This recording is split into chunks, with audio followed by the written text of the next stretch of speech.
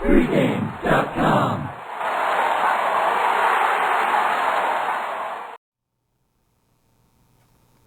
NBA action Tuesday night. Philadelphia 76ers travel to play the Heat in Miami. He's Stephen Nover. I'm Marco D'Angelo. We're going to break this one down for you. Stephen, the game's being played on Tuesday. We're taping on Monday, so the line's not out yet. I'm projecting the line here. Miami's going to come out like an 8.5-point favorite. I think you're going to pay a little bit of a premium in this game because Miami's coming home in not a good mood. They got dismantled on Sunday and embarrassed against the Celtics in a big statement game for the Celtics who I'll admit I was one of them earlier in the season. I don't think you were that high on them either. This is a team that's all of a sudden found the fountain of youth somehow, and they're playing well. And they're one of the hotter teams in the NBA right now. Well, let's see how Boston is towards the latter part of the month when the whole season starts winding down on their veterans. We pretty much know the story with both these teams. They followed similar patterns. Miami's been struggling on the road. I believe they've lost 7 of their last 10 road games. They're only 16-12 straight up on the road all season. However, 21-2 at home. And I think Miami, they're the best team right now. I think they know it. And they're trying to, it's kind of a drag part of the season. We're just beginning April. And they're kind of waiting around for the playoffs. And they're going to be tough, though, at home. Like the points you mentioned, not looking good on the road. Now they get the 76ers at home. And I don't know which way you're going to go, but I'm not going against Miami at home here. Well, you know me, I'm a contrarian, and I look for value. And I think, I put a projected line of 8.5. I'll be honest with you, Stephen, it would not surprise me if this line came out at 9, maybe even a tick higher, because the Philadelphia 76ers, at the beginning of the season, they overachieved. They played better than anybody expected them to start the season. Against weak competition. Exactly. Yes. And once they got into the meat of the schedule and started playing some better teams, they found their high water, and they found that the high water was taking on water because they're not playing as well as they were earlier in the season. And I think the combination of the public perception of the Sixers right now and the public perception of Miami. Everybody knows that they are so dominant at home that they're going to jump on this Miami team returning home looking to bounce back, because it is very similar to a situation that happened last week. Miami went on the road, lost a couple games. They had back-to-back losses against, I believe it was Oklahoma City, and I forget who the other game was. And then they came home off of that and drilled Dallas. But that was a big game when they played Dallas. One, it was the first time they played Dallas in Miami since the NBA Finals the year before. So they had, their revenge. They did play earlier in the year at Dallas and got revenge there as well, but still, that you want to, when you have a chip on your shoulder and revenge, you want to do it in front of your crowd. So being that was the first time Dallas was back in that building, that was a big game for them. So I think the public is going to automatically run to Miami here. They're going to say this is the exact same scenario as last week. But there's one caveat to this game as opposed to last week against Dallas.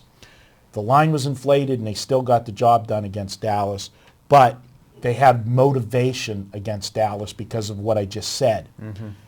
I'm not sure that they're going to be fully motivated for the Sixers, and the reason being is they've already played 3 times. They've already beat them 3 times, and 2 of them, one was a 20 and one was a 21-point blowout. So I don't see them having the focus against Philadelphia, and they've got a huge game on Wednesday night. They have a revenge game, Oklahoma City, on ESPN, one eye down the road. I think this is a great spot for the 76ers to come in sniper mode and pull an ambush. And they may not get the win, but I see them taking this game right down to the wire. I'm on the Sixers plus the points. You try to talk me out of it. Compelling points, I have to say. My first look was to the Heat. laying less than 8, though. It probably won't come that, so I probably won't be on the game. But let me see if I can actually get over to your side there with the Sixers. The problem with backing the Sixers in this role is we know Philly's pattern. It has been the easiest of all the NBA teams to handicap. They crush the weaker competition, and I believe there's something like 19-6, Marco, against the spread when laying 7 or more. So they crush the weaker competition. Continually, though, they have failed to step up, except for maybe playing Boston. You know, but when going against the better teams, I have them something like, and I'm going off the top of my head, something terrible, like 2-15 when getting 4 or laying 4 in that range. Now, we know this one's going to come higher than 4, but I have a problem with Philly stepping up just because they play, you know, really good defense. They just don't have the end game to hang with these teams at the end. All these upper echelon teams have something in common. They have superstars. Philly does not have a superstar. Their best player is probably Iguodala, who I really don't like that much. Their leading scorer is a bench player, Lou Williams. I don't think he's among the top 40 scorers. They're well coached. They handle the ball well. Maybe their rebounding and shot blocking will pick up since Spencer Hawes is back and starting to get more minutes. But I guess what worries me, Marco, is you may have a very good point. We may not see Miami's A game like we pretty much did against Dallas. But maybe their B game is enough to cover this number, especially at the end there. Well, the one key point that you said in describing Philadelphia is they are a good defensive team. Yes. And if Miami doesn't have their A game, and they are focused a little bit on the next game the next night, and you've got a good defensive team that can keep it, you know, keep the game in that territory. Hey, this could be a 12 or 13 point game in the fourth quarter, and we know that Miami doesn't go deep on their bench. I mean, they're, you know, the scoring comes from, you know, the starting 5. Yeah, backdoor could be there because Philly has better reserves. Right. Yeah. The back door is going to be wide open because if they've got a comfortable lead, do they want to blow out Philadelphia or do they want to get revenge over Oklahoma City, who embarrassed them, you know, last week? The one time this year they played in Miami and the Heat killed them. They scored 113 points on the Sixers. And Philly, as well as they play defense, they're struggling on offense right now. 3 of their last 6 games, less than 80 points.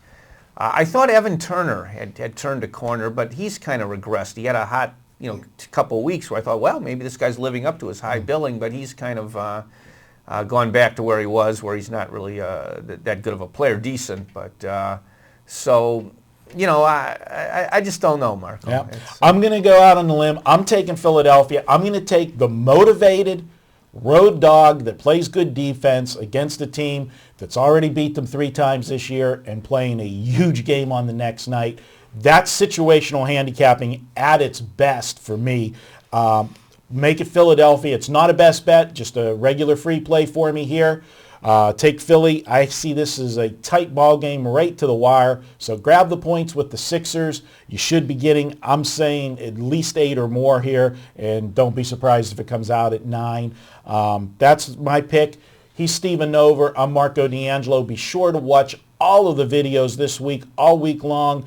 We'll have coverage from Brian Leonard, Scott Spreitzer, Vegas Runner, myself. I'll be back again later in the week. And Stephen and myself are going to preview Lakers-Clippers. Big war in L.A. on Wednesday night. It's a statement game for both teams. Who's going to come out on top? You can check out all the videos, pregame.tv. We'll be right back.